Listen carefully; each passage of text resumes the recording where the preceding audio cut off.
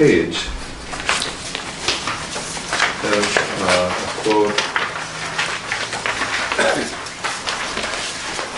from Blavatsky. And just the first sentence, in talking about time, what is it and does it exist? I'll just read the first sentence, but I've left the rest of it for you all. Time is only an illusion produced by the succession of our states of consciousness as we travel through eternal duration.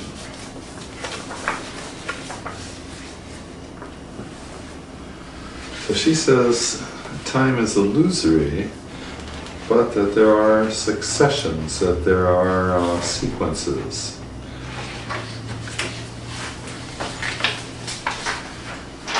There's another guy named Parmenides who shares essentially the same view as HPB. And what he said was that time and motion are both illusions. And then he had his student Zeno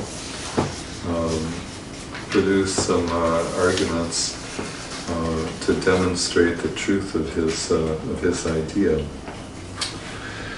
Well,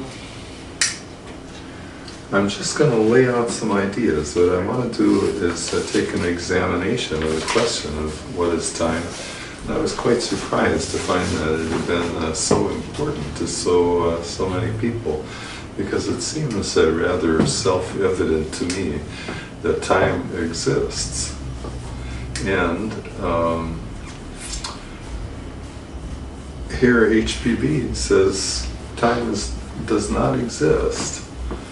It is a piece of the eternal duration. There's past, and there's present, and there's future. And she does allow it to be segmented. Parmenides has a totally different idea about the segmentation. And so if you've heard about Zeno's paradox, where the race between the tortoise and the hare, and then somehow he thinks that if he just keeps reducing the amount of time that he is examining, that the tortoise will never beat the hare. I have never understood why anybody would buy that argument. And Zeno also, in defense of his beloved teacher Parmenides, had another argument about how an arrow would never reach its intended goal. It's fired from a bow, and roughly the same look at it. I wonder if you all have been persuaded by Zeno's arguments, and that I am the only one in the room that that has thought that is just complete baloney sausage. No, I've never got it. Maybe someone here will someday explain to me at great depth. Presently, in the theories, the theorizing of quantum physicists, they also are stating that time does not exist. Many of them. I can't speak for all of them. And they talk about the quantum Zeno effect. So this guy Zeno, and he's had some impact. He lived right around 400 AD, 400 BC. So long about this time and the beginning of thought regarding the beginnings of thought that is historically recorded about processes of thought about time. There's a guy named Socrates, and Socrates was 20 years old, and Parmenides was 65 years old at the time that they met. And Parmenides was regarded as, maybe the wisest philosopher of all time. And Socrates, the young shoot, he questioned Parmenides, as he did a great many other wise human beings.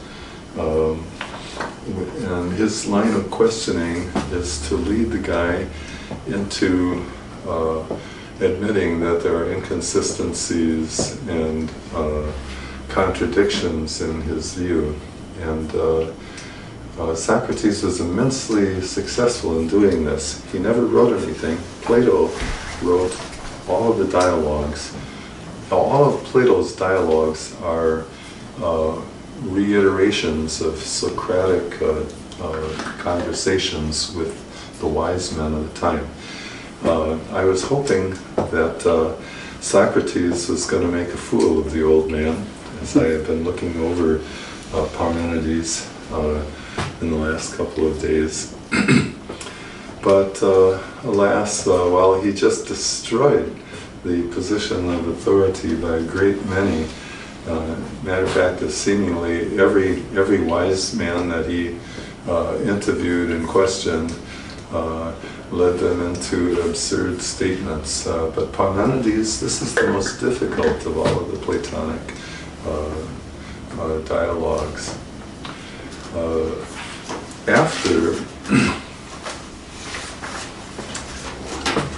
After Socrates, however, came Aristotle. And Aristotle was his student for 20 years, maybe more.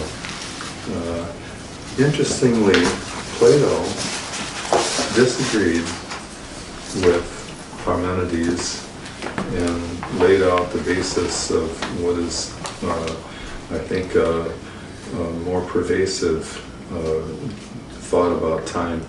He said that time is a container, and that container has within it objects that move. And he was comfortable with that. Aristotle has gone the other way and in the other direction. He says time does not exist independently of events, and that time without change is meaningless. So, hey Jenny, how's it going? Hi. Well, let's have some fun. Want a beer? I'll use it. Oh, cool. Nice to see you. Yeah, nice to see you. Is that our people? So, he said that time, hi, Hello. welcome. Thank you. Speaking of time. Nice way. Yeah, on time. Earlier than usual. So time without changing is meaningless, and that time is movement, and that it flows like a river. So it's not pulsing; it's very smooth. So these are statements about the three great guys, or the four great guys of ancient philosophy that may be interpreted incorrectly. I have grown increasingly careful when I take a statement out of some not a prime source regarding the statements of philosophers. I've read these purposely, even though my major in school was philosophy and I've been a long-time student, because I wanted to be careful with those statements. But in any case, it seems that 3 out of the 4 are of the opinion that time does not exist. It's an illusion. Only Plato. Alright, so in the years to follow, I was quite surprised to find that there is now a publication called the Encyclopedia of Time, and it's in 3 volumes, 1,600 pages on ideas about what time is and whether it exists. I didn't read that, but I have here a couple of tomes that I've been going through. I've read them all actually, and at a certain point, it is an awful lot of ideas floating around in my brain, and that's why I printed up this sheet so that we might follow along a little bit.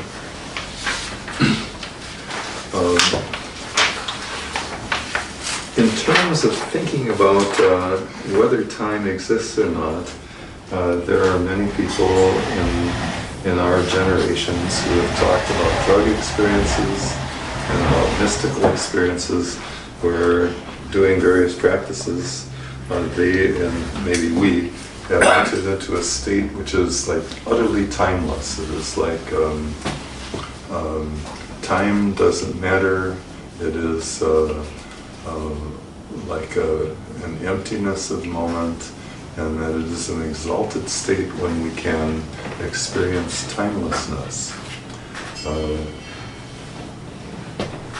Oscar Ichanso, an important teacher in my life, puts forth that there is that there are 9 divine principles, and one of those principles is that there is no time. However, at a certain point, I discovered that even though he says that it is a divine principle, does not mean that this is a structure of understanding that is validly to be placed upon all of our thought. So, another teacher of mine, George Ivanovich Gurdjieff, says that in the end, time is a uniquely subjective phenomenon, and that it is based upon an arbitrary examination of diurnities, that a diurnity is day and night, light and dark, and that by observing these changes, long enough, we've come to look at a 24-hour day, and that we can divide it and come to minutes and seconds and hours and so forth. He also observes that time is stretchable to this subjective experience, that when we are in fear or pain, 1 hour can feel like 10 hours. 5 minutes can feel like 10 hours.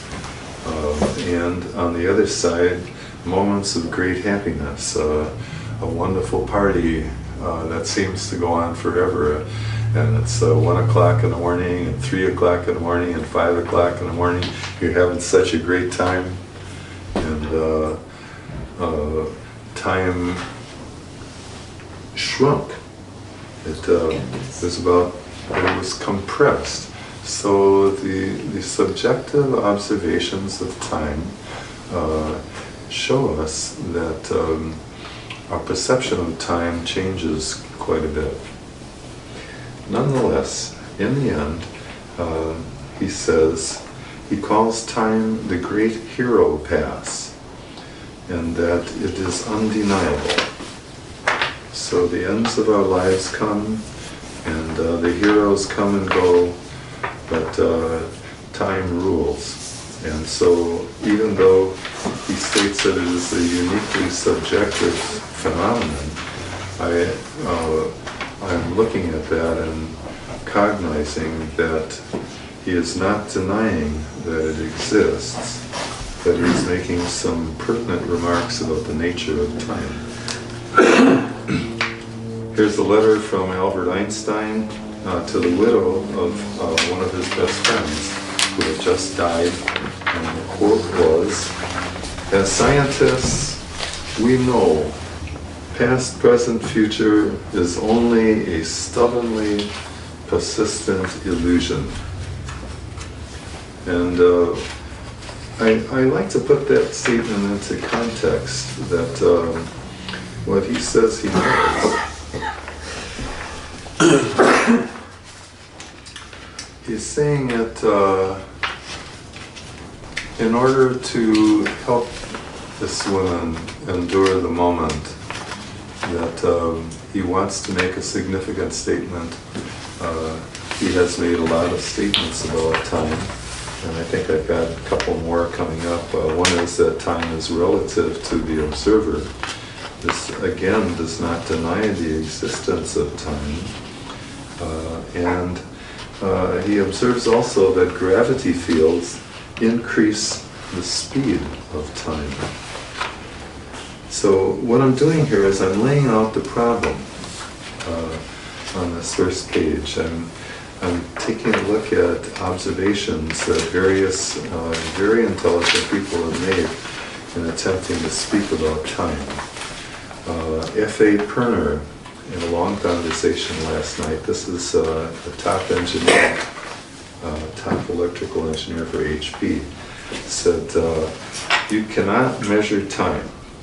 We can only measure the properties of objects, and that time is a property of other objects, a describer of relationships, and therefore it is not a thing in itself. And for the last guy, in terms of describing the problem of time, William James claimed that we cannot conceive of anything like time that is empty. So that time, its existence is totally dependent on its contents, its moments, and that time is a property of mind. And then he comes to a concept that he calls the specious moment. Specious is a word that means a false moment, an illusory moment, that it is not true. He also adds that time occurs in pulses. And so he's a guy that does not think it flows like a river, but that our perception of time is like a whole series of instances of the word now. And so there's a chant that I found lovely in playing with that idea of now. And I'll give it to you now if you want to join me for a couple of moments. It is to wake us up in a way. And here it comes. Are you ready? All right. It is now. It is now. It is now. It is now. It is now. It is now. It is now. It is now. It is now. It is now. It is now. It is now. Come on, everybody, what time is it? It is now. It is now. It is now. It is now. It is now. It is now. It is now. It is now. Good walking tune. And a reminder, I read about one great scientist who was keeping a diary, and it went on for something like 20 pages at one point.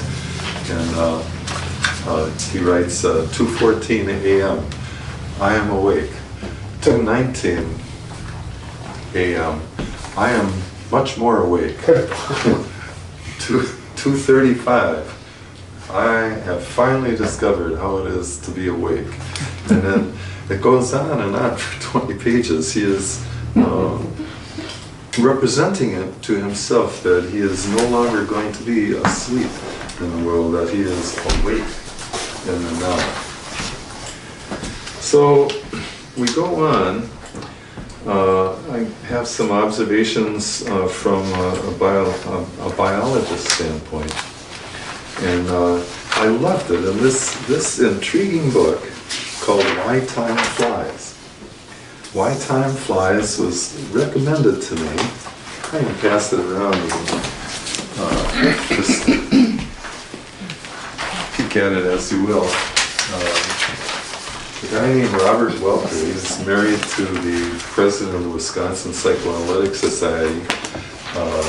These are people who are MDs, went through a 4 or 5 year residency to become psychiatrists, then 10 years to become psychoanalysts, and there are a couple of analyst trainers who did 10 more years of training, finally finished their training at age 55 minimum. So Robert Welker, I think, is one of the brightest guys in this society. I really love his mind. And I said, Robert, you reading anything interesting lately? And he said, yeah, this guy Alan Burdick on Why Time Flies. I'm just getting blown away. And I found it like that too. It's just a real exciting read. So, one of the views that Alan Burdick offers is that, number one, we are clocks. Or as Annie says, we are time. This is Annie over here with the smile. She was going to say, what is time? We are time. And how do we know? Well, what do we know about time? We are each living a human lifetime, and whether you're 47 years old when you die, or 87, or whatever, that we are unique clocks. Each of us is a representation of the flow of laws about how to live, what we have done. We do whatever we're going to do, and then we die, and in that sense we are a clock. But Burdick goes way beyond that. He says we are an immense amalgamation of clocks, that every one of the cells in our body is a clock. And that, for instance, if you're talking about jet lag, you go on a plane and you have a meal, and then you have another meal, and then 17 hours later you're in Singapore and you get off, and the pancreas and the liver have been used to a certain rhythm, but now you gotta sleep, and all of a sudden the clock, which is a cell, or any one of the cells in the pancreas, are ready to go. They've got a rhythm, and the clock for the eyes is totally different, and the clock for many different parts of the body are all functioning in a different time frame. Intriguing idea, right? So these are the bases of thought that has arisen fairly recently in the last about 40 years about circadian rhythms. And we take a look at many aspects. I've written some of them. But I found in two sources that there is a master clock in the human body, and its name is the suprachiasmatic nucleus. And the suprachiasmatic nucleus is identified in this book. Maybe I'll start this one. Should I start at the same place? Or should we start on this side? Sure. Whoops. That's where your suprachiasmatic nucleus is. And it is the suprachiasmatic nucleus is about the size of a piece of rice, of long rice, I presume, and that this is like the master clock. This is the idea, and we find it in books. And what is it? It is this little piece of the brain, which is in the midbrain. You have thalamus, and I used to be able to rattle these off, all 7 of them, but you have the thalamus, and then underneath, near the bottom, is the hypothalamus. That makes sense, to name it another piece that has specific functions. But underneath the hypothalamus is a crossover point. There's some crossed fibers, and those crossed fibers cross over the optic nerve. And so right there is where the suprachiasmatic nucleus rests, on top of those crossed fibers. And so it makes sense to me that time being primarily related to diurnities and to light and darkness, that that organ would be associated with the optic nerve and influenced by it. Makes sense. But does it really rule all of our conceptions of time? So this guy Burdick goes in deeper. And there have been a number of people experimenting with time. I think maybe some of the people here in this room know about the Tibetan practice of walling in a Buddhist practitioner, yogi. He sits down on a space of earth, and then they lay bricks around and do they brick them in completely except for one little hole, not very big, and then they make another covering of brick with about a 2-foot space in between. You can't get out, and a person once a day will come and take a little tray of food and take out the feces and the urine and dispose of it. And people will stay in this structure. I think I read that 12 years was the period of time for a person to exist in this completely isolated state and in pitch darkness in order to examine states of consciousness and to do their practices in order to discover. They are like shamans of consciousness, to discover new territory about the exploration of mind.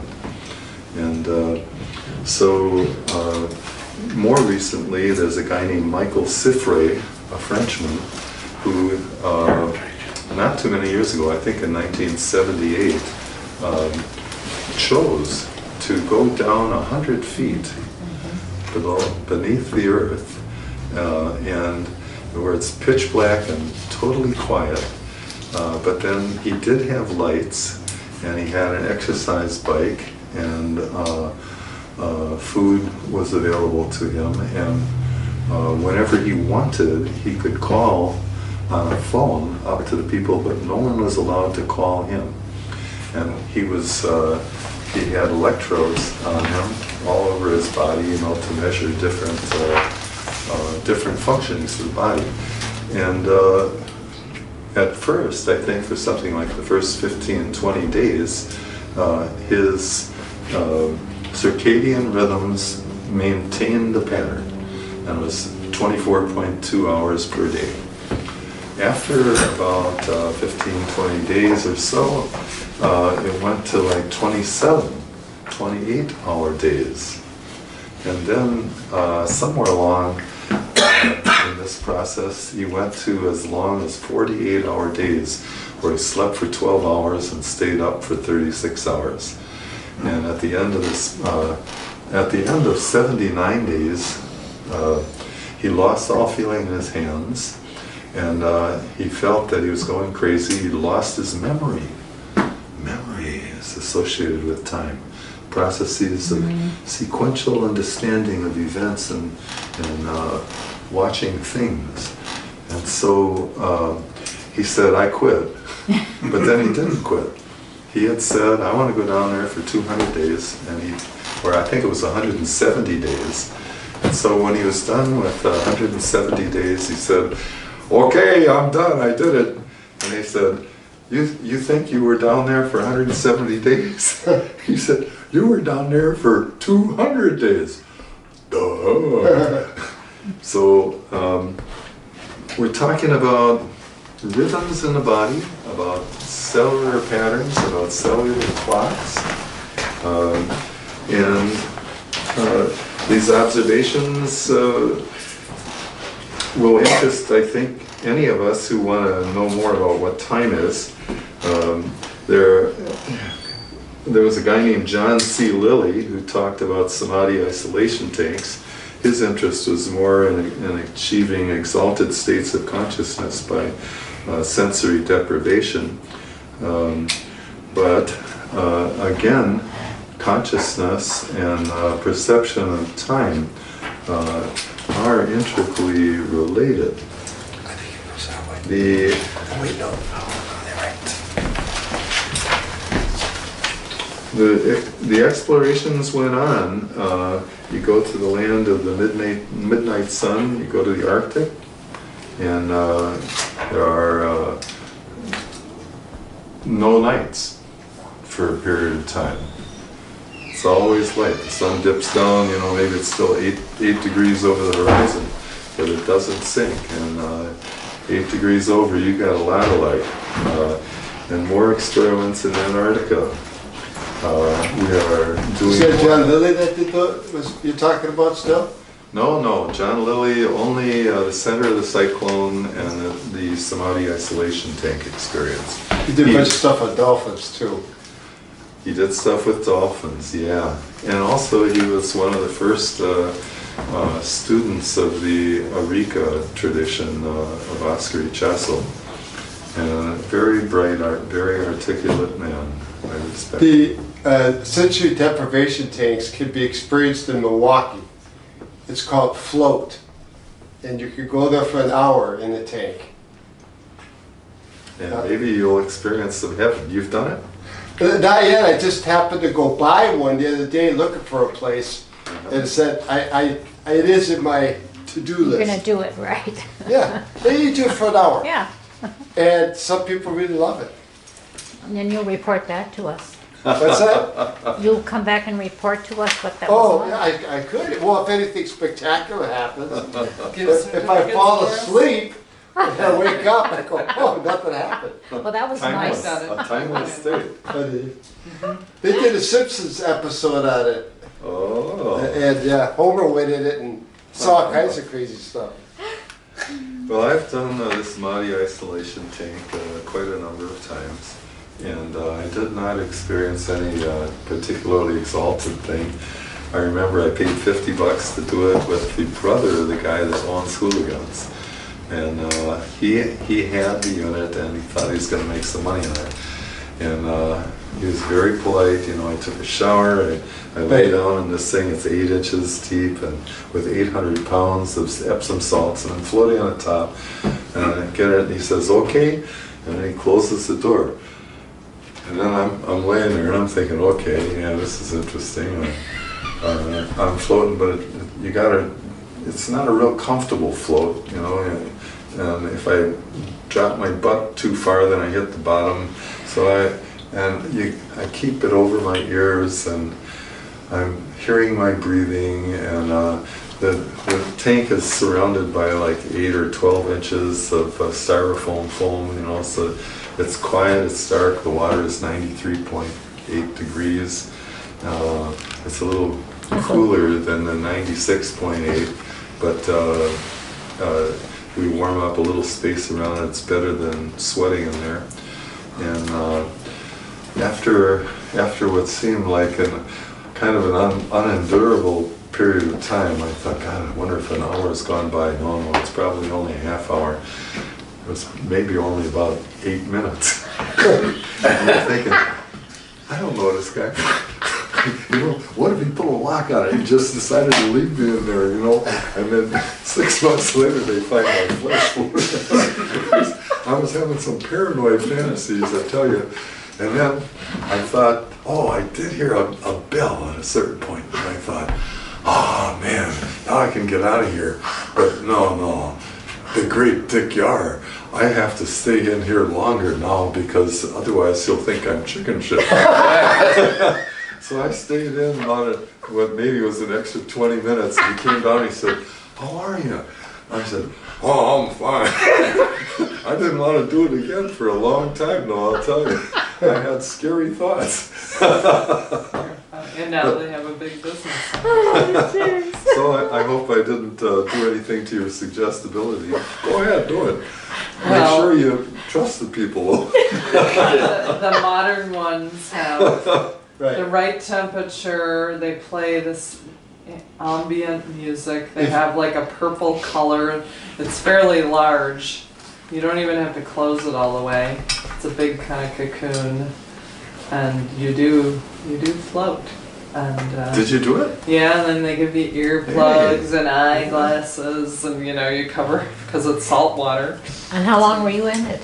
About an hour, An hour. and it went really quick. It felt like it did, so Was I it must like a have meditation? stripped it off. Yeah, it's Yeah. kind of a sensory deprivation. Did you get any visions or anything? No, I just relaxed. Just enjoyed it. Sometimes that's what I people mean, I'm do. sure my mind was active. Do I remember what I was thinking? No. And then I would just do like I do in my meditation, thinking, Oh, no try thinking. to, and then then it gives you, a voice comes on when it's trying to wake you up real softly. It's time to wake up. Get and then out. it's like, Get out of here. There's somebody else. How much did you pay for that? it was a gift certificate. Oh. I think it's like $60. They Yeah. might have Groupon things. But a guy, I think he has like 4 units down there. Well, I'm going to continue on the biological view for a bit here. The question is, what is now, or what constitutes a moment?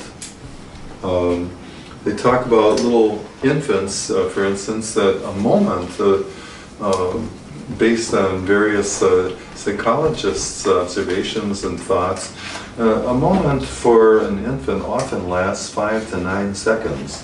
If you've ever had an infant looking at you, they have a rather piercing gaze. They're looking at, trying to see what's changing.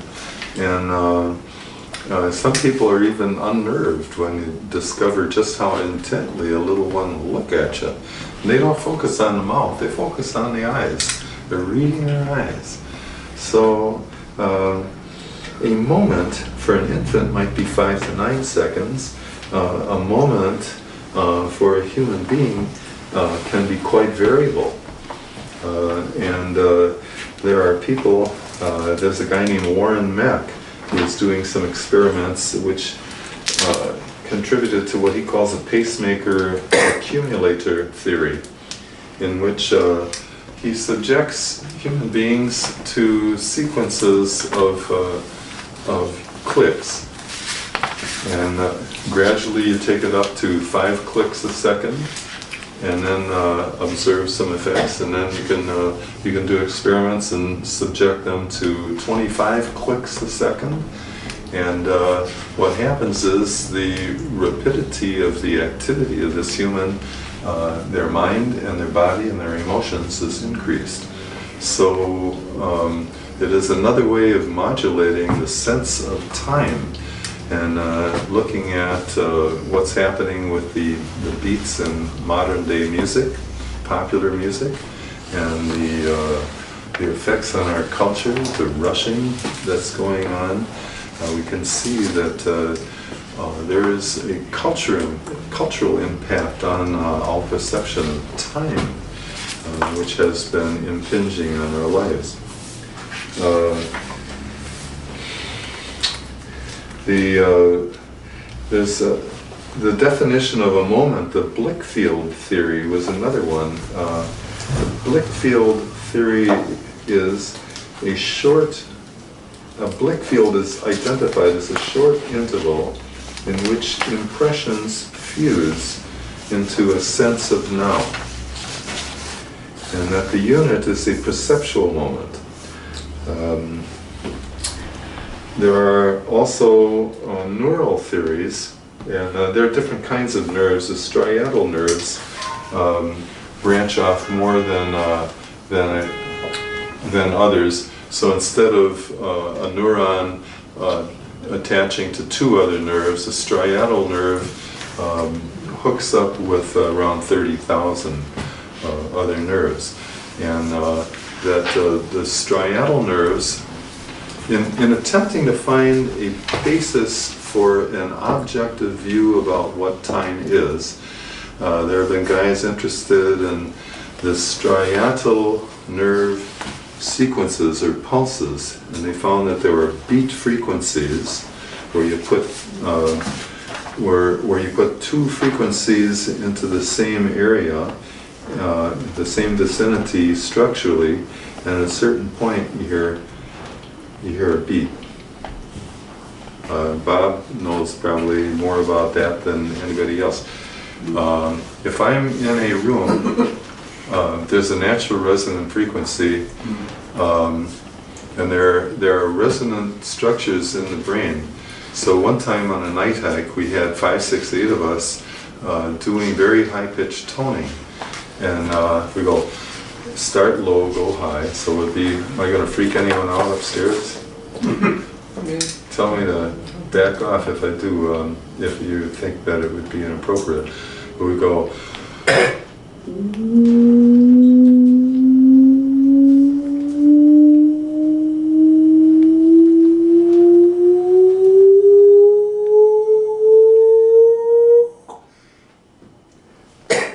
By toning in this way, at a certain point we can feel structures in the brain vibrating in beat frequencies. And so we can actually have effect on various aspects of our consciousness by toning and playing with the pitch. And so we got really high out there, feeling the pulsing in the head. And I was thinking that very possibly the Salem witchcraft trials may have been instigated in part by people being freaked out by the experiments with vibrations, that women who were explorers of consciousness would go out at night and do some toning. I have never read this, but as we were on the night hike and doing this, it was so interesting to play with vibrations and to feel the insides of our heads changing. So striatal beat frequencies,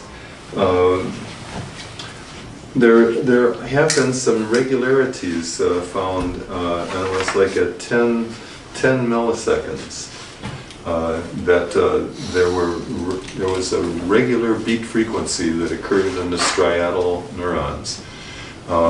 If that is the case, then maybe we could build a case that when Dick Yahr is walking down the street or up in Quetico canoeing and says, it is now 2:15 in the afternoon. I do have an internal clock. When I want to wake up at 4:30 in the morning for an airplane trip, you know, I do a lot of checking, but there's this clock in my brain. I think a lot of people have it. Right. When you pretty much know what time it is. So there may be a basis in terms of looking at striatal beat frequencies for an objective study of a kind of a more real grasp on time. There's one other guy that I mentioned here, Hudson Hoagland, and this is way back in '66. He said, the human sense of time appears to be basically dependent upon the velocity of oxidative metabolism in some brain cells. Essentially what he's talking about is functional MRI.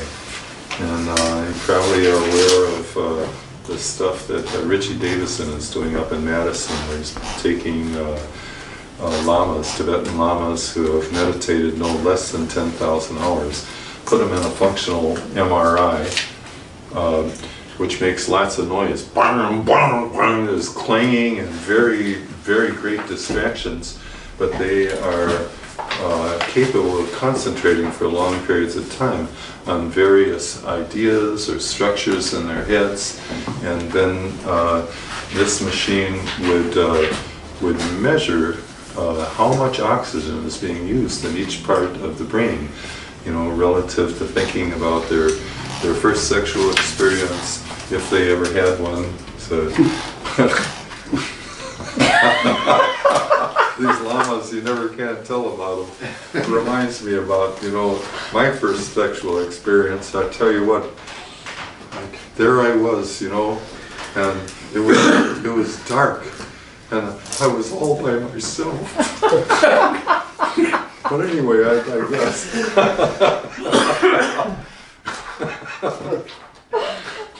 I'm getting a picture of your face here now. Is it red? All right, so page 3. Thank you. You know, when people deny that time exists or that it's real,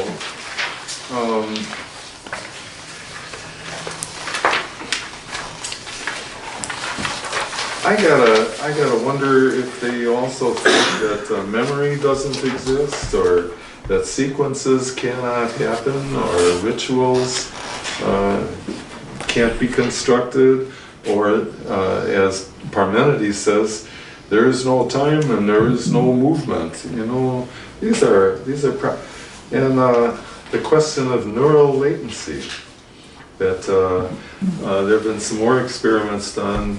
Biologists working with something called the flash lag effect, where you take two flashes widely spread apart, and you do them at the same time, and then you change it so that one of them flashes before the other, and one is brighter than the other, and they find that human beings lose the capacity to determine which light went on first, because of, you know, a sort of a temporal schmear, or the latency of the response of neurons in the brain.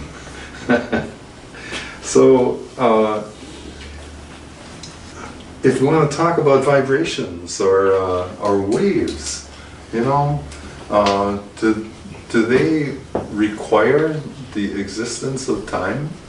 You know, we say vibrations, you know, if you say 60 hertz or 60 cycles per second, we want to eliminate the word second and say there is no time.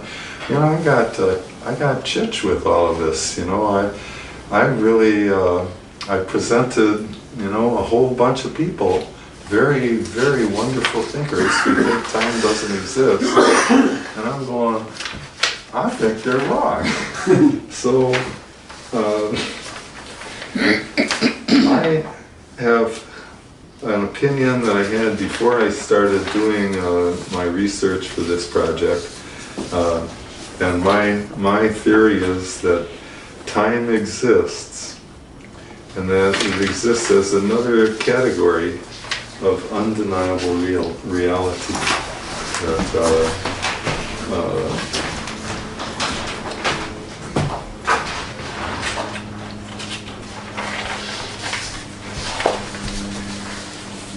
my conclusion is that just because we think that we invented time doesn't make it so. That this is a narcissistic view, and that in the end, time does exist whether I am here or not. It's totally separate from me, and I am unpersuaded by these people, including HPV, that think that time is an illusion. And so I invite comments on that. Yeah. As I understand it, when people say time doesn't exist, it's because it's based on memory. It's not that there's no chronological time. There's no psychological time. There's a difference. Psychological time is measured in memories. and there's no now. I mean, there's only now, the eternal. Yeah, no, this is HPB Yeah, yeah. influence, but say it's it's not just slow. HPB, Say it's it's- slower, because I really do want to understand this this view that is so inimical to my intuition. They're talking about psychological time and chronological time as being, they're different. And chronological time is something that they say, yeah, that exists.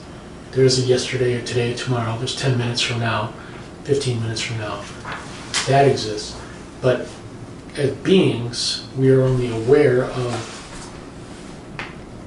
what's happening now, whether we're aware of our thoughts about the past or thoughts projecting into the future.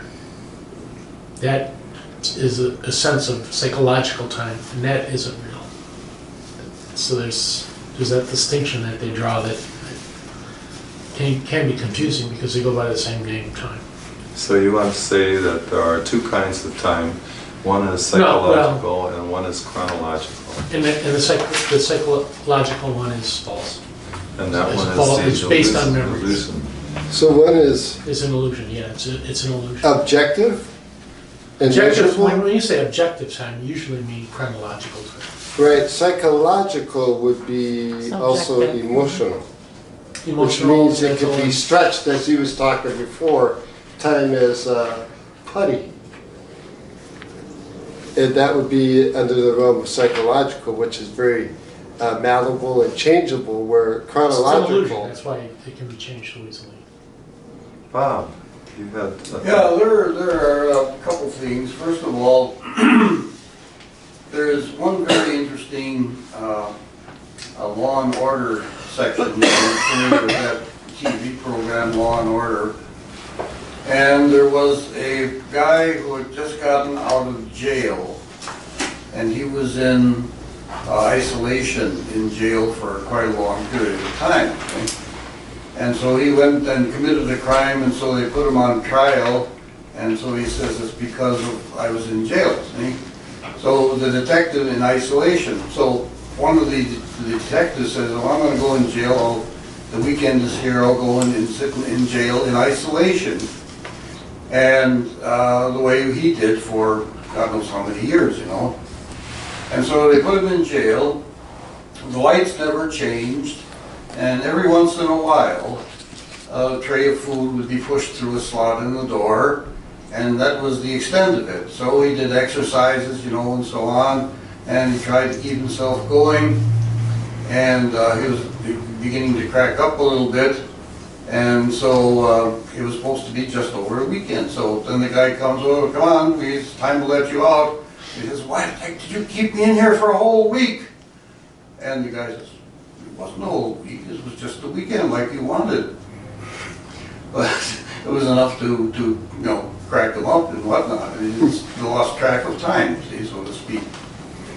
And then another one is a personal thing. When I played my last concert before leaving the world of music, I experienced what might be called zoning, and which is performers do on occasion.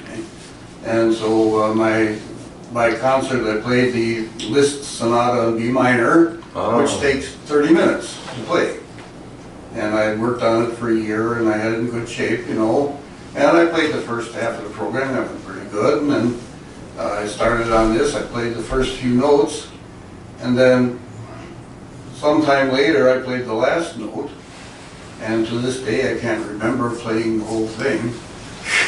I was in a different part of the world, and there was people who were quite impressed. I think I was probably the only homegrown pianist ever to play that particular piece. I mean, the traveling ones play it once in a while, but it's kind of rare because it takes 30 minutes, and it's actually a play that sort of a play in music, you know, because there's characters in it and whatnot. That's for another thing, but. Yes, I must have played it. the Sonata in B Moll. Yeah. And Claudio Arau did a nice recording of that. A lot of people did. Oh, because those are the recordings. Did Ashkenazi, did he do Well, that? everybody has recorded to it. Yeah, it's such a pretty piece. I feel inspired now to, when I go home tonight, to put it on. Well, then there's one other thing that you talked about, this guy who was 100 feet down in the earth, you know.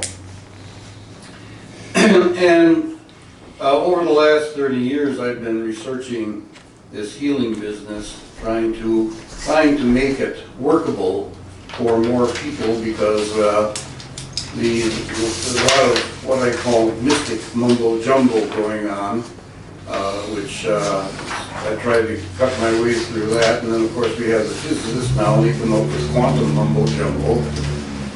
So, but anyway, basically I have found out that what we call sunlight is really composed of 23 separate elements. There are the 9 colors, and there's 9 extensive computer programs. There are 4 what they call ethers, which condense to form physical things. And then there's 5 forms of energy. The ones you would recognize would be Bohat, Kundalini, and Chi.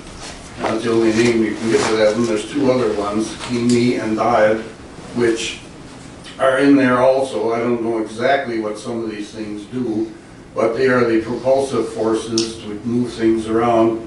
And so, and this is not just, you know, when you stand in sunlight, it's in the atmosphere. And so if you go down out of sunlight, down 100 feet under the ground, where there is absolutely no sunlight, and the air is still coming in, so you still get doses of it, but God knows what's going to happen to you, you're just going to waste away. And so this guy spent how many hours sleeping? You know, I mean, it could be just, well anyway, the sunlight sustains everybody. And this is again the reason for developing these breathing techniques, because the more you breathe in, you know, yeah, you're getting your oxygen and all that stuff. Well, you're also getting all this information, the intelligence, and all the other substances which are part of the sunlight. So that's, of course, now, like I always say, I can neither confirm nor deny this. But according to Blavatsky, the secret doctrine, the Earth as we know it was created, was terraforming by the elders, I guess I call them, the only thing. And if you go to another solar system and you put a beam of light through a crystal, it will not refract into the 7 colors. Because the 7 colors, the sun was programmed with these colors and the information and everything else in order to sustain life on Earth. So before most people came here today, I mentioned to Bob that he said, you know, once you're done with answering the question, what is time, then you can expound on what is truth. What is and, truth? Yes. I was reminded of a quote from Einstein after he had published his general theory of relativity. People said, God, you've done it all now. What are you going to do? You're going to do it? Is there anything? He said, yes. For the rest of my life, I am going to try to discover what light is.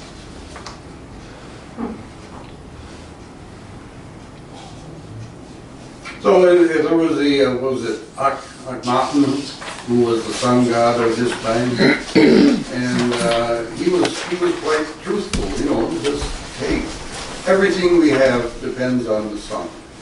I love this idea that you're talking about, you know, many components. You know, Einstein would have been excited about this idea. Is it written down somewhere? Is this your theory, or? It's my research. And I have a contact on a real high level that I talk to every day, and it's very tough getting, well, I finally got to the point where I get information quite easily from this contact. And yeah, it's basically, it's what can I say? If you think of the human being, there is what we call the superconscious or the soul, all right? And there is the subconscious, and then there is the conscious. Now, the subconscious is a memory and storage center. So it is not really a form of consciousness, it's just hidden. But what happens is when we come into incarnation, the superconscious or soul supplies us with approximately 30% of its consciousness, which becomes the consciousness that we walk around and use. And the result is that over the years I have contacted my superconscious, and my superconscious has been around for 80 incarnations, and about a dozen of those have been historically important. That's what he tells me, but like I say, neither confirm nor deny. Thank you, Bob.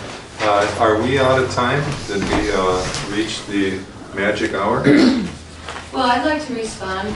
Okay. Yeah. I like your proposition that time hasn't proved to not exist.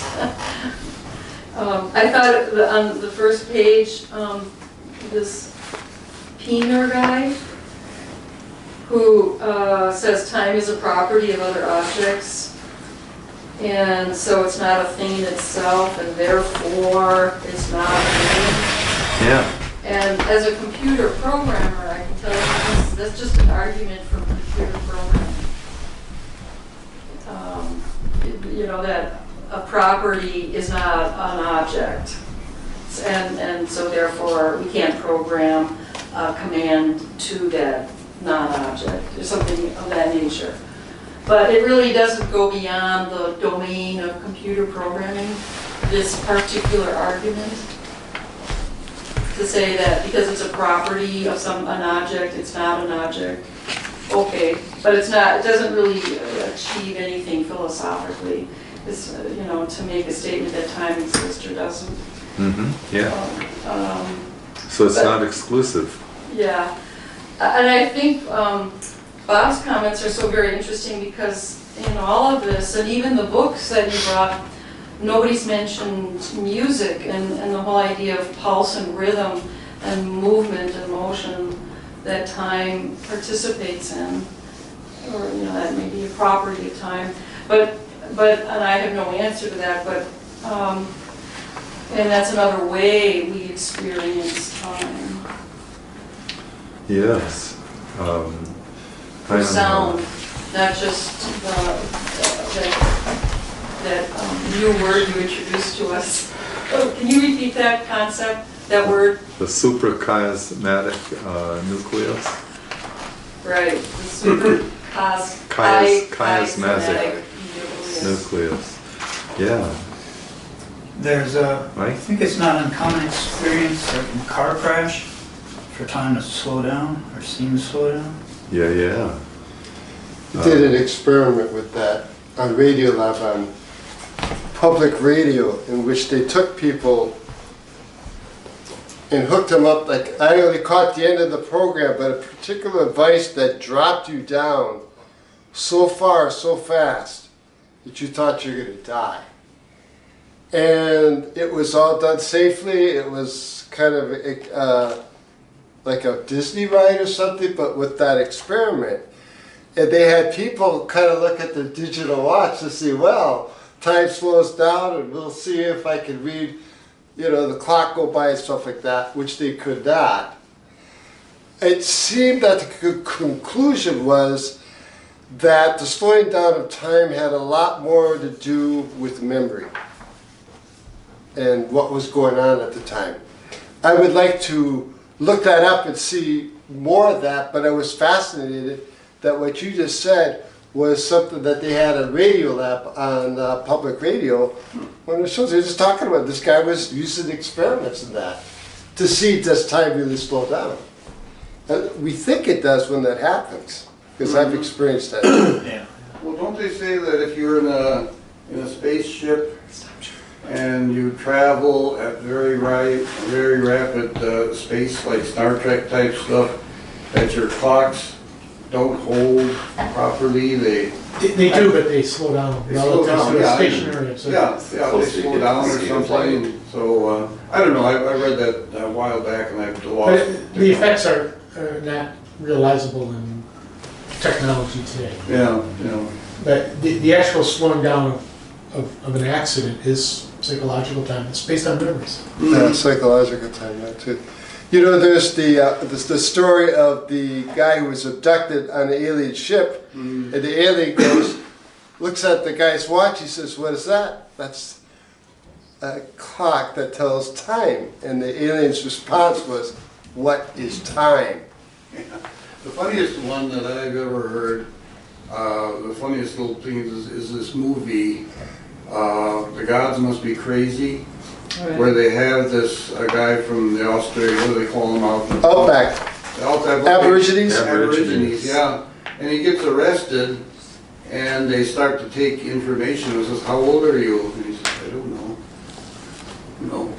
"Well, what do you mean you don't know?" "Well, I don't know. I've just been existing here, Nobody ever says. And they couldn't find out anything about how old he was, There was no way of knowing, because they don't keep track of these things on paper or anything. You're born and you live and then you die.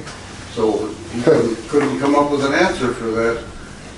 But maybe there is a way of saying, well, there's so many moons or something like that. I think they keep track that way, but that was quite a funny and hilarious movie, as well as thoughtful in certain respects. Wasn't he supposed to take a bottle and throw it out Yeah, into the the earth first or one, the something? second one was different. I forget. It would be good The Coke to bottle. revisit that movie. Yeah. Gods must be crazy. Who developed this Coke bottle? He thought it was a sign from God. Yeah, that's right. They The did idea of stunning research. circadian Yeah, cycles there's a sequel to the first. that was explored in that experiment going in the cave, to me was interesting because I noticed in that book it was mentioned that this experiment was done again and that the same result seemed to have occurred, where he ended up on a 48-hour cycle. And so what that suggests to me is that there is some sort of maybe hard coding of a circadian cycle, but placing in a different environment changes the code to this other time element, but that there is some substance to that. The fact that we can change our circadian cycle is interesting news as well, but it also suggests that we do probably lean towards the regularity of whatever that is in the larger scheme of things. There's studies about being out of gravity, which being in a subterranean chamber doesn't necessarily remove you from gravity, but that being separated from gravity can cause mental illness. And I know space astronauts, are dealing with lighter gravity environments, but and I think I don't know the whole story on that, but so some of these things seem to be related to our biology and our experience on this planet. I guess myself, I don't believe time exists, because it's just simply a human thought so that we can measure infinity, because infinity, what is infinity? It goes on and on. And as humans, we have to rationalize our space and our place in it. Because when you look at nature and trees and birds and animals, they don't care they don't know the time. They exist. But yeah, if you look at the sparrows, they always learn to fly in June. But what is June to them? But does it matter if they know what I June is? looked the book up on Does it Amazon. matter if time exists though? Well, Because we're infinite and this human vessel needs something to rationalize its space, like I said. It's Did you want to read your? they seem to be operating the time. Whether they know. that's because We gotta we go, put but time nice to on see it. everybody. Hope I see you guys again sometime. Okay. God bless. Yeah, nice to check the place out. Like I said, we put the time, we put June on that. Thank They you. learn to fly. So sparrows don't care that it's June. It can be December to them. But does the existence of time depend on the sparrow's knowledge of it? No, it doesn't. The So sparrows. it's irrelevant if they know or not. Yeah, absolutely. But time can still exist whether the sparrows know. It's because we put the value on it. We're putting a value on it. They learn to fly in June. And That's they- our value. So we can we You know, can they put our. also go, you know, they deal with gravity and they don't know it either, but does that deny gravity? I've heard time as one time is being explained, and I'm sorry I don't know very much more than this little snippet. Is that time really is just our movement through the gravitational field? You know. Now, what that means, I have no idea because I'm not a physicist or I'm not educated in that, but that's all it is. But you have to remember, our souls are, eternal. So our souls have no use for it either. It's just this human body that has it, and maybe it's this super thing, sorry, that makes us and makes the body want to have time. That's just my theory. I have nothing to support it, just personal thoughts, observations. I mean, from the standpoint, and certainly in a theosophical mode, we could say that everything is an illusion, nothing exists, and along with that, time goes in that bucket as well. And that would be a truth. But then you look at like some of the Buddhist teachings is that the only moment that counts is now. And then I've expanded it on that is because the only reason that the now counts is because it makes the past and the future. And what is that? It's just our movement through the gravitational field. So Parmenides says there is no time and there is no movement. So boy, he's a toughie. This is a brilliant guy. I went through a shortened explanation, like 12 pages of Parmenides' discussion with Socrates, and he didn't shake my intuitive view of it, and I'm glad that you're sharing yours. But it's amazing how intriguing the idea of time has been to such great thinkers. That there's still. I was thinking this was going to be an easy one. Really, that anybody that denies the existence of people, there are people who say age is just a number. I'm 81 years old and I feel like I'm 19, or I kind of think like I'm 19. But the great hero pass, that idea of Gurdjieff makes more sense to me. That deny it if you will, but the passage of time is going to have effect on our worldly existence.